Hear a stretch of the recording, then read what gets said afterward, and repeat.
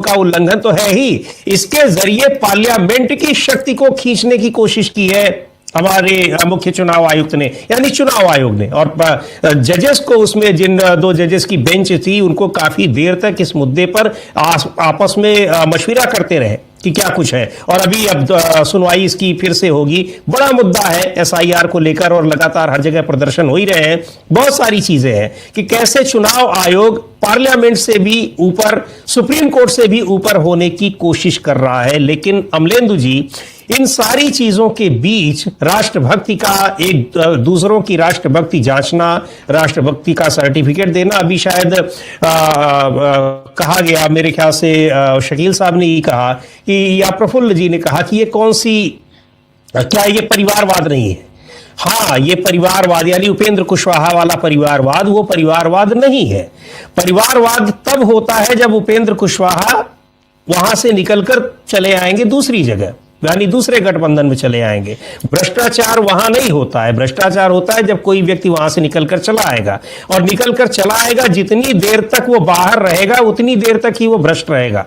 जैसे ही फिर इधर आया इस गंगोत्री में, फिर यहां पर वो धुल जाता है। तो यहां हर चीज की, हर एक टर्म की यहां परिभाषा अलग अलग होती है और बदलती रहती है।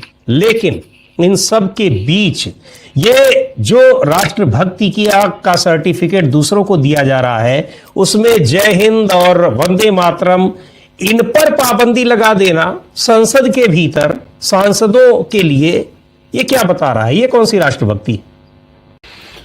देखिए समीर जी, ये राष्ट्रभक्ति जो है, अब ये चूंकि सभापति महोदय जो हैं, उपराष्ट्रपति महोदय जो हैं, शायद उनकी तरफ से आया होगा, चूंकि इसकी खबरें आई हैं अभी, और इस पर कांग्रेस की प्रतिक्रिया भी आई है और लोगों की प्रतिक्रियाएं भी इस पर आई हैं। लेकिन ये साफ तौर पर समझा जा सकता है कि इनको हर उस शब्द से परेशानी है समीर जी, जो राष्ट्रीय आंदोलन के दौरान संघर्ष का प्रतीक था। वंदे मातरम को राष्ट्रीय आंदोलन के दौरान लोग वंदे मातरम गाते गाते, वंदे मातरम कहते कहते फांसी के तख्तों पे झूल गए। वंदे मातरम कहते कहते अंग्रेज़ों की गोलियों के शिकार हुए। जय हिंद बोलते हुए जो है लोग गोलियों के शिकार हुए। तो इन्हें हर उससे परेशानी है, चूँकि अब इनको लगता ये है कि अगर ये सब चीज़ें आगे बढ़ेंगी तो फिर सवाल पूछे जाएंगे कि भाई, जब आज़ादी से पहले वंदे मातरम गाया जा रहा था, तब आरएसएस वंदे मातरम क्यों नहीं गा रहा था? ये पूछा जाएगा। तो इसका जवाब कहाँ से देंगे? क्या जवाब देंगे इसका कि भाई आपकी शाखाओं में आज भी वंदे मातरम क्यों नहीं गाया जाता है, वहाँ आप क्यों नमस्ते सदा वत्सले गाते हैं? तो ये भी तो सवाल पूछा जाएगा फिर। तो ये जो तो गनीमत है समीर जी, जब ये कहा है कि वंदे मातरम आप नहीं गा सकते, ये नहीं आया है कि आप नमस्ते सदा वत्सले गाएंगे, वरना ये भी लाया जा सकता है कि आप वंदे मातरम नहीं गाएंगे, नमस्ते सदा वत्सले गाएंगे। तो भाई ये कुछ भी कर सकते हैं। ये इस समय जो जिस दुनिया में घूम रहे हैं, जहाँ पे ये विचरण कर रहे हैं, वहाँ ये कुछ भी कर सकते हैं। तो ये भी कर सकते हैं, कल को पाबंदी लगा सकते हैं कि आप जनगण मन नहीं गाएंगे, उसी जगह नमस्ते सदा वत्सले गाइए, ये भी कर सकते हैं। तो ये कुछ भी कर सकते हैं। तो ये कुछ भी जो कर सकते हैं वो कुछ भी कर रहे हैं, जो समझ में आ रहा है उसको कर रहे हैं। लेकिन असली जो बात यही है कि जब नेताजी सुभाष चंद्र बोस जय हिंद का नारा दे रहे थे, तुम मुझे खून दो मैं तुम्हें आज़ादी दूंगा का नारा दे रहे थे, उस समय हिंदू महासभा मुस्लिम लीग के साथ मिलकर सिंध में और बंगाल में मुस्लिम लीग के साथ मिलकर सरकार चला रही थी। डॉक्टर श्यामा प्रसाद मुखर्जी फजलुल हक मंत्रिमंडल में उप मुख्यमंत्री बने हुए थे। तो इसलिए नहीं बोल सकते जय हिंद, तो इसलिए अब जय हिंद मत बोलो, ये आदेश आ गया है। लेकिन अगर ये सब चीज़ें चलेंगी तो फिर सारे इतिहास के जो गले मुर्दे हैं वो सारे उखड़कर सामने आ जाएंगे। तो मुझे लगता है कि ऐसी चीज़ों से बचना चाहिए कि जिसके बाद आपका सारा कच्चा चिट्ठा जो है वो निकलकर सामने आने लग जाए।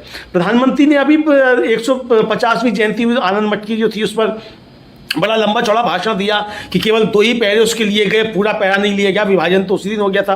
भाई ठीक है, आपकी बात मान ली कि उसी दिन विभाजन हो गया था, तो आरएसएस ने पूरा क्यों नहीं गाया आज तक वंदे मातरम? बताइए, क्या हिंदू महासभा की में गाया जाता है वंदे मातरम पूरा? क्या केशव कुंज में वंदे मातरम कभी गाया जाता है? चलिए आप जो राष्ट्रगान है, वो राष्ट्रगीत है, उसको मत गाइए, आप पूरा गा लीजिए। क्या आप गाते हैं पूरा? नहीं गाते हैं आप।